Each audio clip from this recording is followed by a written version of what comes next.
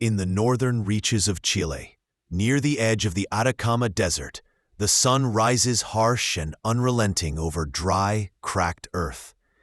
It is a land of dust, labor, and survival, where men descend into the earth for copper and gold, leaving the sunlight behind them for hours, sometimes days at a time. In the small town of Copiapó, mining is more than a job. It is tradition, risk, and necessity, all wound tightly together in the lives of working-class families who have known no other path. On the morning of August 5, 2010, the miners of the San Jose copper-gold mine reported for work like any other day. Among them was Mario Sepulveda, a 39-year-old father of two, known by his co-workers as loud, cheerful, and fiercely protective of those he loved. Every day, as he made his way to the mine's entrance, he was followed by a small dog with a dusty golden coat and alert, intelligent eyes. His name was Canelo. He wasn't purebred, nor particularly large, but he had a quiet dignity about him, the kind of dog who didn't need to bark to be heard. Canelo had belonged to Mario since the dog was a pup, rescued from a roadside ditch during a rainstorm years earlier. Since then, he had followed Mario everywhere, to the market, to the neighborhood park, and most reliably, to the mine. Each morning, Canelo would trot behind Mario's truck, tail swaying, ears perked. And when Mario disappeared underground, the dog would curl up near the entrance, waiting patiently. When the shift ended and the men returned covered in dust and sweat, Canelo would leap to his feet, tail wagging, eyes scanning for the man he loved. That morning, as Mario and 32 other men descended into the mine's lower levels, there was no warning, just a deep, guttural roar. The ground shook, dust exploded from the main shaft, and then silence. The entrance to the mine collapsed in a cascade of rock, sealing the men inside. It happened in seconds. Above ground, the dust settled slowly, revealing the horror that had just unfolded. The mine was gone. So were the men. The first hours were frantic. Supervisors radioed for help. Families arrived in trucks and on foot. Mothers, wives, children, all searching for news. And Canelo stood at the edge of it all, tail still, gaze locked on the mouth of the mine that no longer existed. He didn't bark. He didn't move. He just waited. Rescue efforts began immediately. Chilean authorities and emergency teams scrambled to assess the damage, but every attempt to reach the men failed. The shaft was unstable. Any movement risked further collapse. Days passed. 7, then 10. Hope began to dim, but Canelo didn't leave. He stayed under a makeshift tarp, refusing to be taken home by Mario's wife or fed by rescue workers. Sometimes he would approach the edge of the debris, sniff the earth, and sit. Other times, he paced the perimeter restlessly, ears flicking at any noise. Local journalists began to notice the dog, snapping photos. One headline in a Santiago paper read, "The loyal dog at the edge of the earth." Volunteers brought him water and food, but he barely touched either. To the families, Canelo became a symbol of faith, of endurance, of what it meant to keep believing, even when every logical voice said not to. Children visiting the site began bringing drawings of dogs with angel wings. Someone tied a blue ribbon around his neck. The miners were still missing. But above ground, this dog kept hope alive. Then, on the 17th day, a breakthrough. A drill broke through to a small chamber deep underground. When the shaft was withdrawn, it brought up a plastic bag. Inside was a note written in red marker. Estamos bien en el refugio, los 33. We are well in the shelter, the 33. Cheers erupted. Tears followed. Families screamed in disbelief. Across the globe, the news flashed on screens.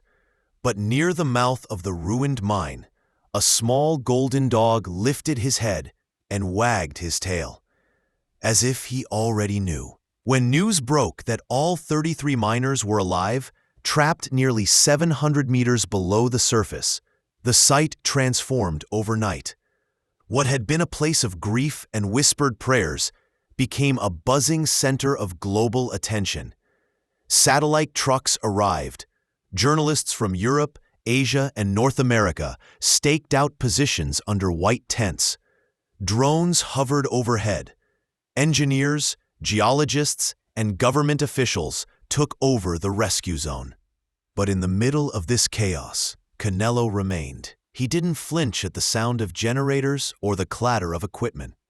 He avoided crowds, but never wandered far. He kept his distance from strangers, unless they came bearing something familiar, a scent, a sound, a voice. He seemed to know where he belonged, at the edge of the rocks, facing the ruins. The families of the trapped miners were moved to a designated area nearby, what would become known as Campamento Esperanza. The Camp of Hope. Rows of tents sprang up, lined with candles, posters, and hand-painted signs. Photos of loved ones were hung on ropes between poles, fluttering like prayer flags in the desert wind. And among these families, Canelo became a fixture. Children played around him. Mothers petted his head during long nights of waiting. Some swore he reacted to sounds from beneath the earth, ears twitching, head cocking, as if hearing something no human could. Others simply found comfort in his presence, in the way he refused to move on.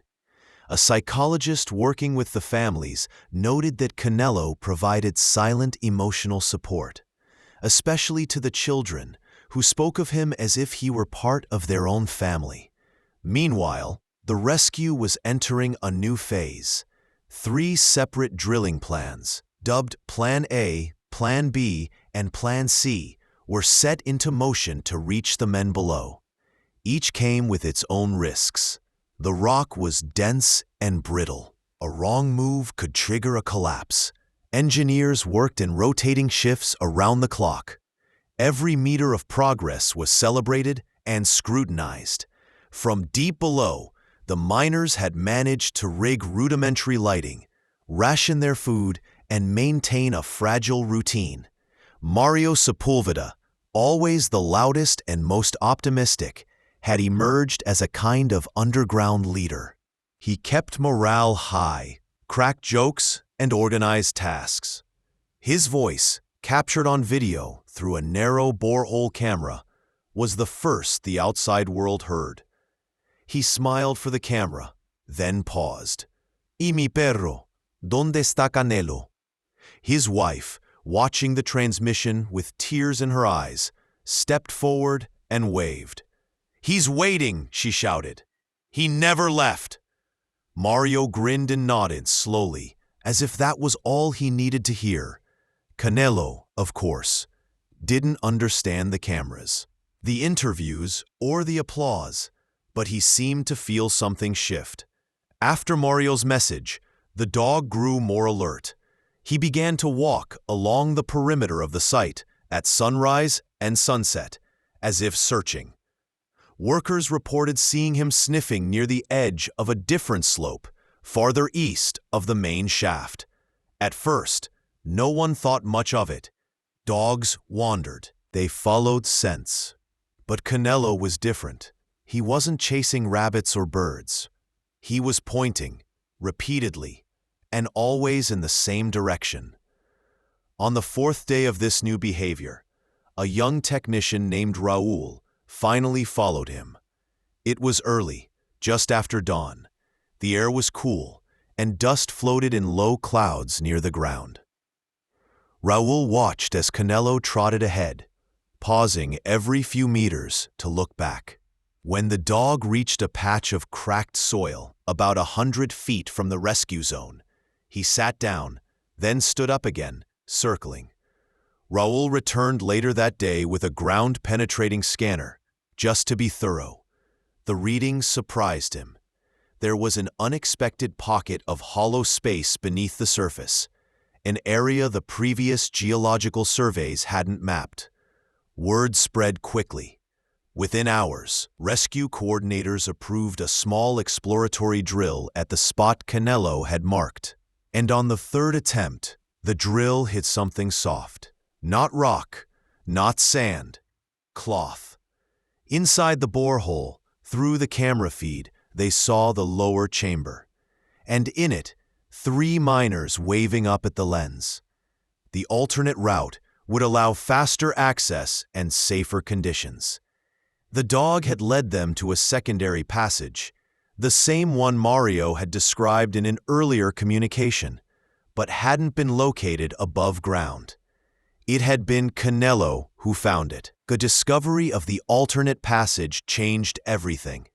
With the new borehole confirmed, engineers shifted their efforts to what would now become the primary rescue shaft.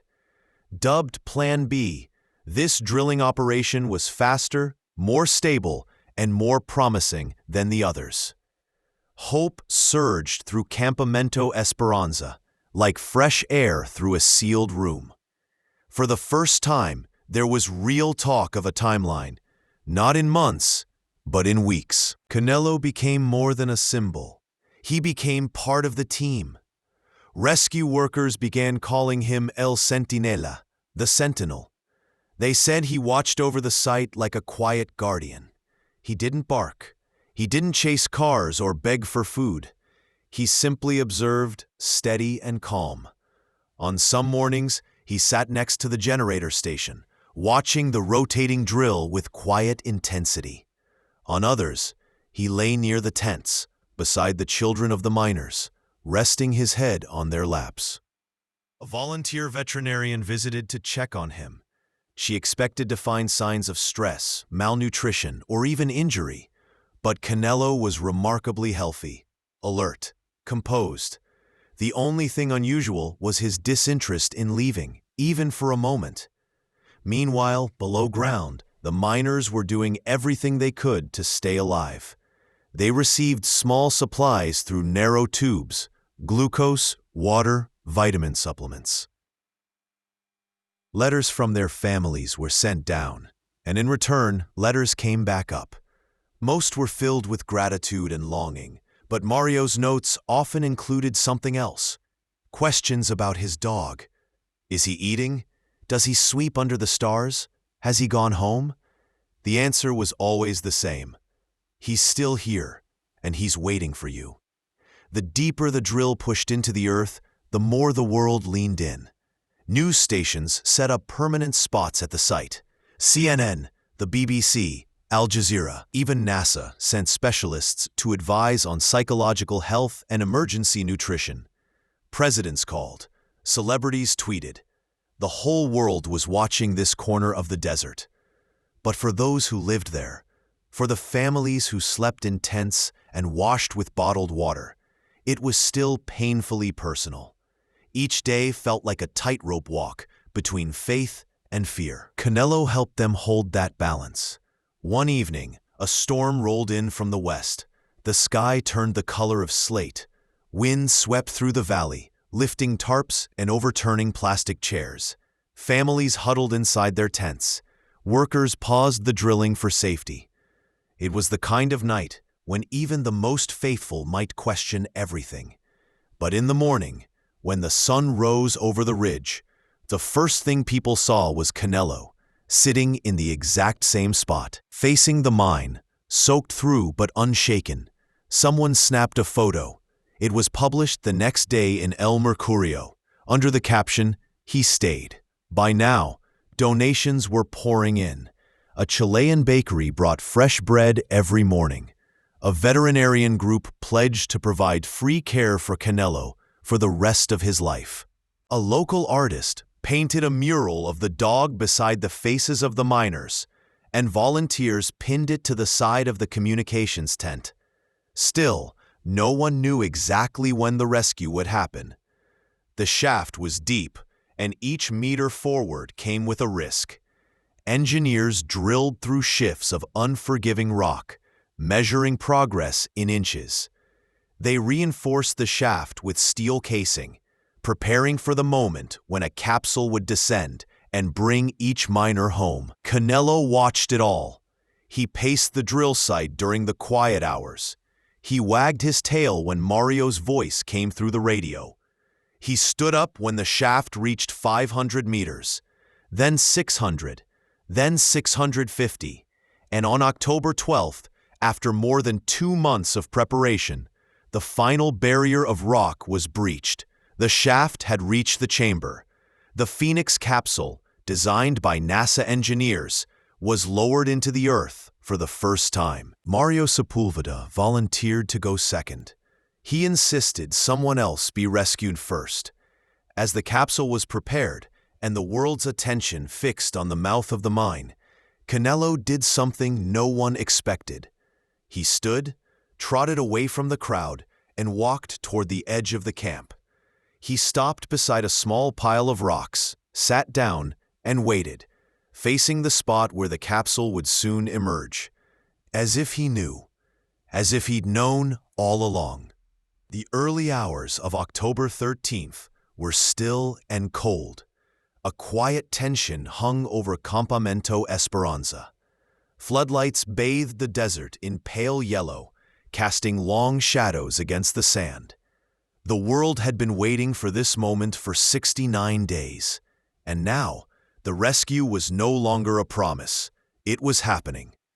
The Phoenix capsule, a narrow steel cylinder, barely wider than a man's shoulders, had been successfully tested and was ready to descend.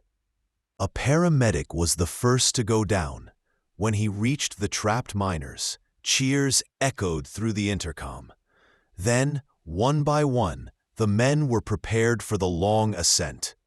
Each would be secured in a harness, fitted with sunglasses to shield their eyes from the sudden burst of daylight, and hoisted up through nearly half a mile of solid earth. At the surface, families gathered at the platform. Many hadn't slept. Children clung to mothers. Hands trembled. Eyes fixed on the opening in the ground where the capsule would reappear. Canelo wasn't with the crowd. He had wandered just before dawn to the edge of the camp, where he now sat on a low rise overlooking the site. He wasn't pacing or whining. He simply sat, ears forward, tail still, a quiet witness. At 12:10 a.m., the first miner emerged, Florencio Avalos, thin, pale, eyes shielded by dark glasses. Applause erupted. The president of Chile stepped forward, hugged him. Cameras flashed. Journalists sent headlines around the world. 20 minutes later, the capsule returned. One more down, one more up. Each time, the cheers grew louder. Emotions sharpened. And then, just before 1 a.m., it was Mario Sepulveda's turn. He stepped into the capsule with the same energy that had kept the men sane underground. He cracked a joke to the operator, patted the side of the steel cylinder, then gave a thumbs up before the hatch closed and the slow ascent began. The world watched the screen. In homes, in schools, in hospitals, and on the hill, Canelo stood. The rescue capsule surfaced to a roar. The hatch opened, and Mario stepped out, arms wide, grinning from ear to ear.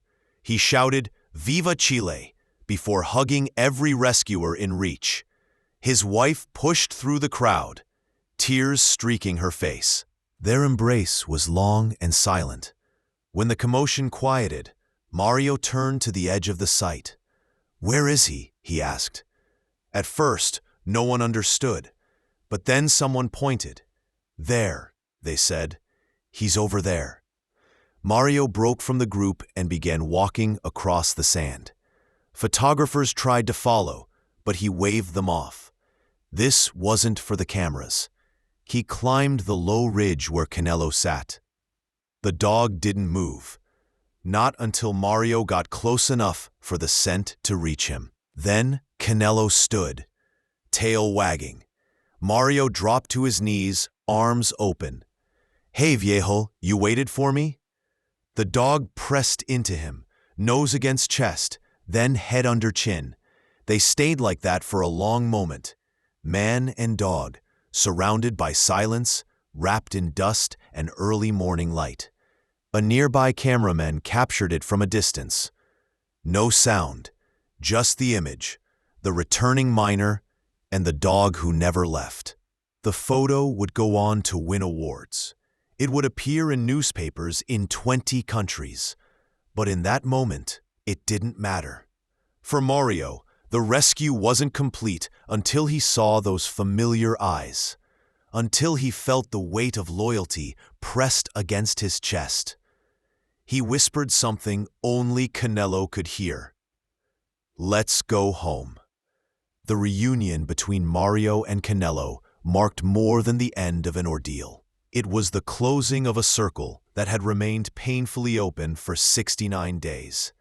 That morning, as the sun climbed above the hills and the remaining miners were pulled one by one from the earth, Canelo stayed beside Mario, never more than a few steps away.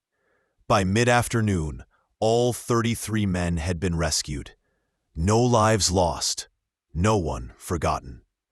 The nation erupted in celebration.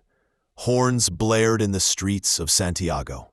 Flags waved from balconies in Antofagasta. In schools, children stood for a moment of silence, followed by cheers. Even the stoic rescue workers, tired, unshaven, sleepless, allowed themselves to cry. At Campamento Esperanza, tents were folded, banners taken down, and families packed their belongings. But not everything could be carried away. Some things would be left behind in the sand. Scorch marks from the floodlights, holes from the drilling, and the quiet footprints of a dog who had waited far longer than anyone expected. The day after the rescue, Mario and his family returned home to a modest house on the edge of Copiapó. Canelo trotted beside him, tail wagging but cautious, as if still unsure whether this calm was permanent. He sniffed at the front steps, barked once at the neighbor's cat, then settled onto his old rug in the corner of the kitchen, like nothing had changed. But something had. Mario changed too. He couldn't sleep through the night anymore. Loud noises made him flinch. He found himself reaching for the headlamp he no longer needed. But every time he felt the walls closing in, he'd find Canelo at his feet, watching him with the same patient eyes that had waited outside the mine for all those weeks. A psychologist working with the miners said that many of them would struggle with readjustment. Underground, they had formed a world of their own, a brotherhood forged under pressure, kept alive by routine and the sheer will to survive. Above ground, life moved too fast. People expected gratitude, media appearances, normalcy. Mario did his best. He attended press conferences, shook hands with dignitaries, spoke to reporters who wanted stories of courage and hope.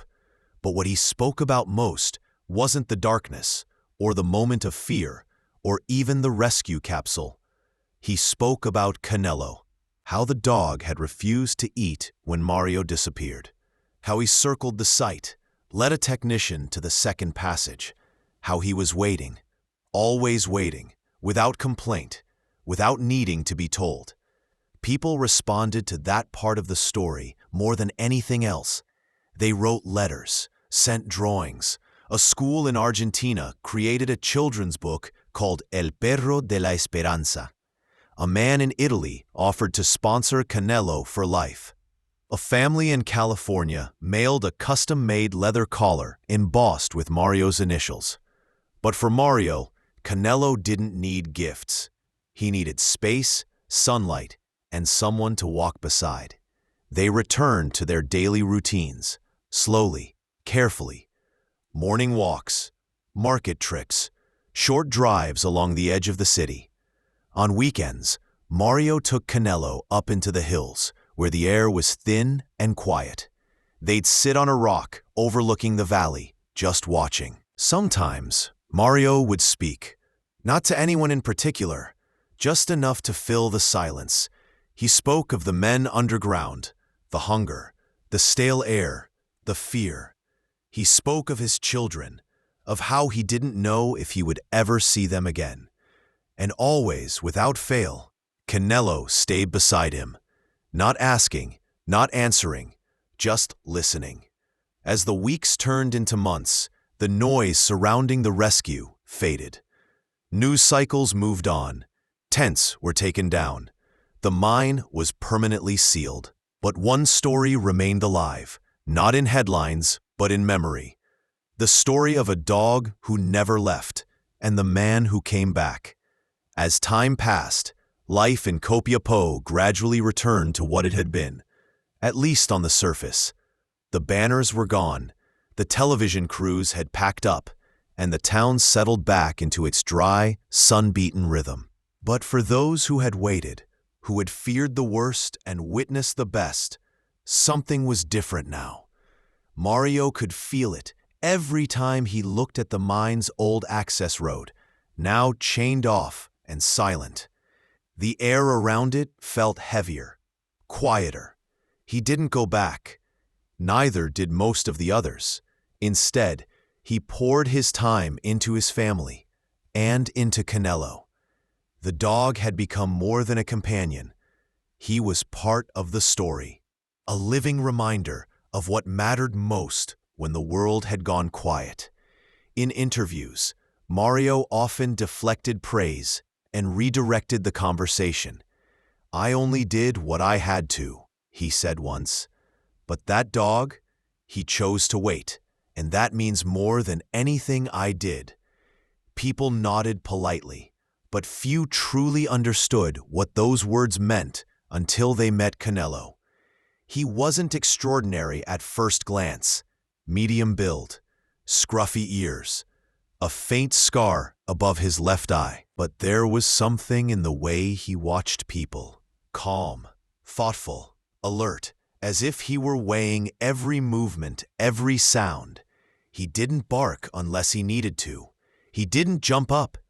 He simply followed Mario and stayed close, as if connected by something that didn't need a leash. In early 2011, Mario was invited to speak at a memorial event in Santiago, a gathering for families of mine workers lost in past accidents. He hesitated at first, unsure if he was ready to stand in front of a crowd again. But the organizers insisted. They even arranged for Canelo to come too. When they arrived, the audience rose, but not for Mario. It was Canelo they clapped for. Children came forward to pet him. Elderly miners nodded and reached down to scratch behind his ears. He sat quietly through the entire ceremony, his head occasionally resting on Mario's foot. When Mario spoke about what it felt like to be trapped, it wasn't the fear he emphasized. It was the waiting, the not knowing, the thought that maybe no one would come. And then he told them about the dog who stayed. You could feel the silence in the room. Afterward, a woman approached with tears in her eyes. Her brother had died in a mine collapse 10 years earlier. She said she wished he'd had someone waiting for him too. That moment stayed with Mario for a long time. He began visiting schools, speaking not as a hero, but as a survivor. Canelo came with him. The children listened closely, but their hands always found the dog's fur. They seemed to draw comfort from him, even if they didn't understand the full weight of the story. Teachers often asked if they could take a photo. Mario always said yes. Canelo never minded, but not every day was easy. Mario still carried scars, not all of them visible. There were nights when he sat alone in the backyard, staring up at the stars, feeling the phantom pressure of rock overhead. When the panic rose, he would call softly, and Canelo would come, lay beside him, and press against his side until his breathing slowed again. They were healing together. One evening, nearly a year after the rescue, Mario received a letter from a mining family in northern Canada. They had followed the story from afar. Their son had been lost in a shaft collapse in 2003, and though he'd never made it out, they found peace in Canelo's story. They wrote, "We know what it means to hope, and though our son never came home, your dog reminded us that waiting is still an act of love." Mario folded the letter and placed it in a wooden box where he kept the few things that truly mattered. A photo of his children, the miner's ID badge he wore underground, and Canelo's first collar, worn, faded, and still smelling faintly of dust and sun. They never spoke of the rescue as something grand. Not Mario, not his family, and certainly not Canelo. To them it was simply life, what it meant to hold on, to wait for someone, and to come back when you're called. In the second year after the rescue, the world had largely moved on. New headlines took over, crises came and went. But in Copiapó, Canelo remained a quiet presence, known to the townspeople not for what he did, but for what he didn't do. He didn't run, he didn't forget, he waited. Mario had declined most media appearances by then. The story had been told too many times, often with embellishments he didn't recognize. He preferred to live quietly, surrounded by the few who truly understood what those 69 days had cost him. Sometimes, former miners would stop by. They'd sit in the backyard, sip coffee, and speak in half sentences. They didn't need full stories. A look, a nod, the slight narrowing of the eyes, they all spoke enough. Canelo, now a little slower in the hips and grayer around the muzzle, would rest nearby, watching them as if still listening for signs of collapse. One day, Mario took Canelo back to the mine. It wasn't planned. He had driven past it on his way to town and, without thinking, pulled off the road. The entrance was sealed now, just a chain-link gate and a rusted sign that read San Jose. The desert wind blew softly through the rocks. A few plastic bottles and scraps of canvas lay half buried in the dirt. No one came here anymore. Mario opened the truck door. Canelo jumped out, stretched, and slowly walked to the fence. He stood there for a long time. Mario watched him and said nothing. Finally, Canelo turned around and came back, pressing his body gently into Mario's leg before sitting at his feet. There were no tears, just the silence of two beings who had faced something together and survived. Later that year, Mario began working with a rescue training program for miners. He didn't take a salary. He just wanted to help others prepare for what he hadn't been prepared for. He talked about breathing techniques, food rationing, emergency communication. And every now and then, when the room was quiet, he'd speak about the importance of having someone, or something, waiting for you above ground. The dog's story always landed hardest. People began writing again. They asked how Canelo was doing, whether he still waited at the same spot. Some asked for pictures. One American foundation offered to commission a bronze statue of him for the Copiapó town square. Mario politely declined. He wouldn't care for statues, he said. He just wants a warm place to sleep. But the idea lingered. On the third anniversary of the rescue, the city organized a quiet gathering. No press, no big speeches. Just the families of the miners, a few officials, and a small plaque installed near the site of Campamento Esperanza. It read, "To those who waited, above or below, in silence or in prayer, you brought them home." Mario was asked to say a few words. He kept it brief. "I wasn't alone down there," he said, "and I wasn't alone up here either. He looked down. Canelo was there, lying at his feet, eyes half closed in the shade. A week later, Mario received a letter from a woman in Wisconsin who had lost her husband in a construction accident. She'd never been able to visit the site where he died, but after hearing about Canelo, she wrote, "I now imagine someone, or some soul was there, waiting for him, and somehow that helps."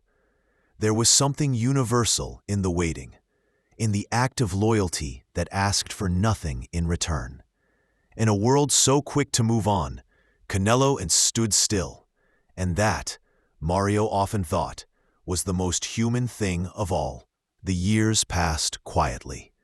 Canelo grew slower with time. His coat lost its shine, and his steps became shorter. But his presence never faded.